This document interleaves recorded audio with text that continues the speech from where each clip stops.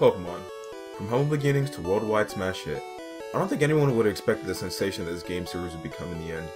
From the games, to the anime, to the mobile title that took the world by storm in 2016, Pokemon Go of course. It's more surprising to see people who don't know what Pokemon is in some facets in the current age than do. Even to the most fair-goer of knowers to the series who have never picked up a game in their lives, they could probably easily identify Pikachu just from the picture alone. I was one of those kids who was drawn to the Pokemon culture way back in the day, and I'm still a fan 20 plus years later. I played and beaten at least one version of every mainline series game. I still have my original limited edition Pokemon Game Boy along with Pokemon Blue and Yellow, all of which still work. I have played nearly every single side game and distinctly remember beating Pokemon Ranger, beating an entire game for a single Pokemon to transfer over into my main games. And I was so hyped for Pokemon Go that I was thinking about switching my North American phone account to an Australian account just to get the game a day early. I immediately started playing July 6th at night time to start capturing Pokemon in the real world. I have a lot of fond memories of this series and I will always be a fan. Now, I know it seems I'm just mindlessly gushing about it, but I just wanted to showcase my love for this series before I go about talking about its flaws. I love Pokemon, and I made that abundantly clear, but I can fully understand and see why some people don't like the game series. The point of these videos isn't to bash video games. On the contrary, it's there to help us understand each other and help people understand the flaws our games have to hopefully help people become more open-minded about video games in general. Rather than simply bashing someone for not liking what game that you do like, maybe taking a step back and seeing the game from a different perspective can help us all understand what it means to enjoy a video game. Before I get too off topic, let's return to the case at hand, Pokemon. For this case, I won't be talking about all the side games, which most certainly do give a varied and wide-reaching field of different genres, but will instead focus entirely on the mainline games. Pokemon at its central core hasn't changed all that much. They've added abilities, new battle mechanics like held items, Mega Evolutions, Z-moves, and streamlined the experience altogether, and added a plethora of different things to shake up the formula. But from the base experience that is Pokemon, the formula hasn't changed all that much. Up until the most recent games of Pokemon Sun and Moon, Pokemon has been a rather formulaic pattern. Start the game, get your starter, battle other Pokemon and trainers, catch other Pokemon to offset the weaknesses in your team, or catch the ones you like, whatever you floats your boat, whatever you like to do. Beat 8 gyms while on the way battling the current ragtag group of villains that will get beat by the first time 10-year-old Pokemon trainer. Beat their leader using said legendary Pokemon of the game in an attempt to accomplish their goal, beat the Elite Four, done. Certain games have added more and different kinds of endgame with the things like Gen 2 adding the entire first generation back into the game so you can beat it there. Gen 6 adding the amazing Delta episode that did a neat little way of explaining the lore behind the games, why there's multiple games, and the splits between each game and why they are like that. Gen 3 added the Battle Frontier, which even to this day is a staple in every single game in some way, shape, or form. But all of them are just personal filler past the finished story. Pokemon Sun and Moon has changed up the formula just a tiny bit, forgoing gyms for instead having trials, but the concept works nearly the exact same way.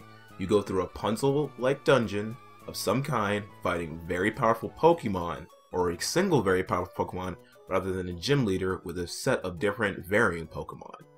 But at the end of the day, it's the exact same experience. For at least a lot of people it was. Past the endgame, you have very few options to continue enjoying the experience. You have completing the Pokédex, which can get rather difficult depending on which game you're playing, dipping your toe into competitive, which takes Pokemon to another level. The mind games needed to be good at Pokemon at a competitive level, at a high competitive level. Whew. Back on subject though. And your also option is doing whatever story content they give you at the end, but past that, there's nothing really else to Pokemon. The gameplay doesn't change between each one. There isn't like a hard mode, except for Generation 5, but for the most part, it's just the same game over and over. Now, I'm not saying that's a bad thing. I come into Pokemon knowing this, That's how it works. That's how it functions, and I'm personally okay with that. I enjoy the new Pokemon that they add, the venues, the little additions here and there that continue to push Pokemon forward more and more with each installment. But as someone who's played the first game, you can see that their enthusiasm for it, who doesn't like that kind of thing, can start to slip after doing the same thing over and over and over again and again and again and again. I'm not suggesting that we change the entire thing or flip the script or change Pokemon, the mainline series anyway, just to try to get in a new set of people. Like changing it from a standard turn-based RPG element like game to something akin to like God of War. Though that would be kind of awesome to get like a God of War game. Like a Blaziken combo juggling a Rattata with its furious kicks into a sky uppercut finisher. That would be pretty cool. But it also heavily isolated millions upon millions of Pokemon fans who play the games, who like that simplicity, who like that structure in their game series. But I digress. The core of Pokemon is amazing. It's a time-tested classic that shows that if you have something that's good, you don't need to change it. The old idiom, if it ain't broke, don't fix it, comes to mind. And I feel that holds true no more clearly than it does for Pokemon. However, for all you Pokemon fans out there, take a step back and look at this series and see that the familiarity is one of those things that make it kind of off-putting for people who look at the series. Sequels should always hold some remembrance of their predecessor in some shape or form.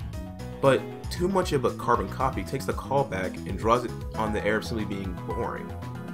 Once again, I'm not saying that I don't enjoy that kind of thing, or I can see past the just the same thing that happened in each game to enjoy it, but look at it from another person's perspective. It's almost grind-like doing the same process in each game at times, and that grind can pull back a lot of enjoyment of Pokemon. I know some people who personally could not get past the newest one, or the newest even generation, because it's like, alright, we're doing the same thing over again, and alright, it's Trials now, but it's still just the same thing. But that's just me. So if you like Pokemon, keep enjoying it, keep playing it, keep catching your favorite team, and keep beating up a subpar group of criminals with a single Pokemon at the age of 10. If you don't like Pokemon, well, that's okay. No one's forcing you to. No one should ever force you to try to like the game that you enjoy. If you don't like this kind of game series, that's fine. But for someone who does like it, maybe look at why they like it. The various amounts of Pokemon, the strategies, the concept of just having your own pet that you can battle, but the concept of just having your own pet that's yours and yours alone. Creating these little stories, mini stories that you play through the game on your own. Like any Nuzlocke can say that they will create a narrative for their Pokemon upon playing the game.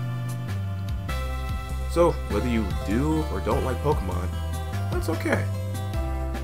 Just give it a try if you feel like you see nothing that's worth trying anymore. Maybe wait for the next installment of Let's Go Pokemon and give Generation 1 a try again. If you're a die-hard fan, see that while Pokemon is fun for you, the monotony of it can get kind of taxing for some people. This is the That's Okay Guy, signing out.